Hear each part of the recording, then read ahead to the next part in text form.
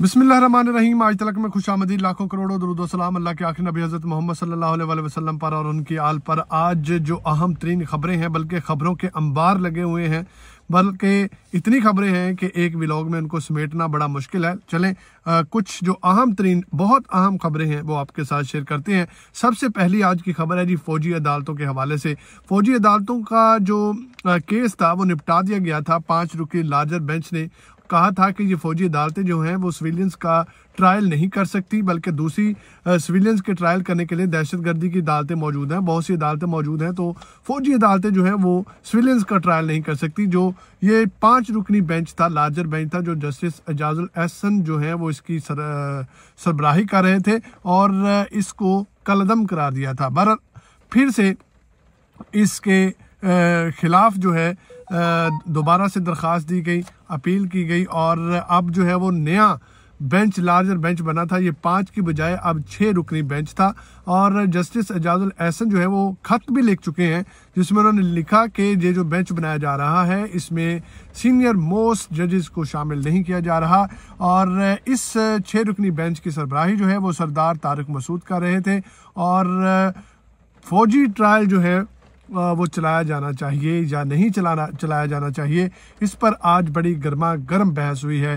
और जो अदालत थी, कमरा अदालत था, उसमें इतने लोग मौजूद थे, सहाफ़ी थे, सीनियर मोस्ट वकला थे, यंग लॉयर्स थे, वहाँ पर बहुत से लोग मौजूद थे और वहाँ पर पाँव रखने के लिए भी जगह मौजूद नहीं थी। तो सरदार लतीफ़ खोसा साहब ने सबसे पहले एतराज़ उठाया सरदार तारिक मसूद साहब पर। उन्होंने कहा कि आप ये केस नहीं सुन सकते, आप नहीं बैठ सकते, क्योंकि आप अपना फैसला पहले दे चुके हैं। और उस पर सरदार तारिक मसूद ने कहा कि ये एतराज़ किसने उठाया। उन्होंने कहा कि ये साबिक चीफ जस्टिस जवाद ख्वाजा साहब ने ये एतराज़ उठाया है और आप तो पहले से अपनी राय जो है वो दे चुके हैं, लिख कर दे चुके हैं। उस पर सरदार तारिक मसूद साहब जो है वो थोड़ा सा गुस्से में आए और उन्होंने कहा कि मैं तो ये केस सुनूंगा और मुझे कोई इस केस को सुनने से रोक नहीं सकता। तो लतीफ़ खोसा साहब ने कहा कि आप यहाँ पर बैठे सुन रहे हैं, हमें आप पे एतराज़ है। उन्होंने कहा अगर मैं बैठ के सुना तो और क्या, मैं खड़े होकर सुनूं। इस तरह की बातें जो है वहाँ पर चलती रहीं। वहाँ पर एतजाज़ एहसन साहब भी मौजूद थे, अटॉर्नी जनरल भी मौजूद थे, वहाँ पर लतीफ़ खोसा साहब मौजूद थे, सीनियर जो सहाफ़ी हैं वो भी वहाँ पर मौजूद थे। और उनका कहना था कि ये आज की जो प्रोसीडिंग्स थी बड़ी अजीबो गरीब सी प्रोसीडिंग्स थी और फौरी तौर पर जल्द अज जल्द कोशिश की गई कि इसको मुअत्तल किया जाए। और जिस पर एक जज साहिबा जो थी उन्होंने एतराज़ भी उठाया कि इसको मुअत्तल नहीं किया जाना चाहिए। तो वकला की जानिब से भी कहा गया कि आप तफसीली फ़ैसला लेने दें, उसके बाद इसको देख लीजिएगा। लेकिन उन्होंने कहा जी नहीं, हम इसको फैसले को महफूज करते हैं। बहरहाल फैसला महफूज किया गया।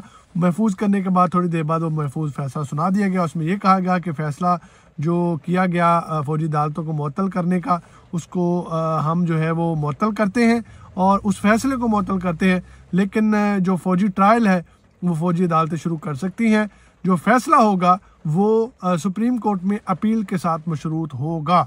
ये आज का जो फौजी अदालतों के हवाले से केस था उसकी समाअत हुई है और बड़ी अजीबो गरीब सी बातें वहाँ पर हुई और जजेस ने बड़े सवालात किए। एक जज साहबा ने सवाल किया कि अगर ये लोग सिविलियंस जो हैं ये हमारे शहरी हैं तो इन पर इस तरह से मुकदमात फौजी अदालतों में नहीं चलाए जाने चाहिए। तो जो वज़ारत दिफा के वकील थे उन्होंने कहा कि जो लोग सिविलियन जिनका हम ट्रायल कर रहे हैं ये तमाम सिविलियन नहीं है, बल्कि वो लोग हैं जो सलामती के लिए, कौमी सलामती के लिए ख़तरा है। तो उस पर जज साहिबा ने ये कहा कि दूसरी भी अदालतें मौजूद हैं सिविलियंस के ट्रायल करने के लिए, क्या फौजी अदालतें ही इसका ट्रायल करेंगी। तो वकील साहब ने कहा कि ये जो आपका सवाल है इनके हम तफसीली जवाबात देंगे।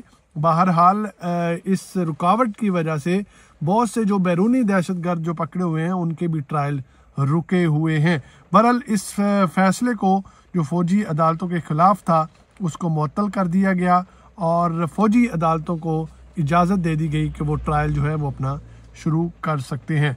दूसरा एक बहुत बेहंगम सा गंद उछालने की कोशिश की जा रही है।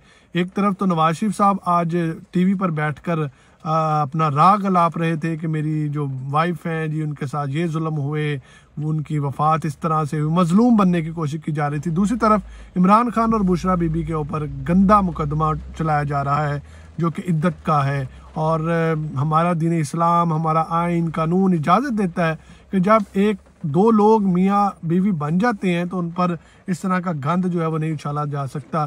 तो बड़े अजीबोगरीब से सेक्शन लगा कर उनको इस पर मज़ीद बात नहीं करना चाहते, बड़ी बेहंगम सी ये चीज़ है। तो एक और ख़बर ले लें, बड़ी अहम ख़बर है कि इस वक्त आर्मी चीफ जो है वो अमेरिका के दौरे पर हैं, और कहा जा रहा है कि बड़ा अहम दौरा है, वापस आएंगे तो पता चलेगा कि क्या क्या मामलात हैं, क्या क्या होने जा रहा है, या क्या अहम डेवलपमेंट्स जो है वो होंगी।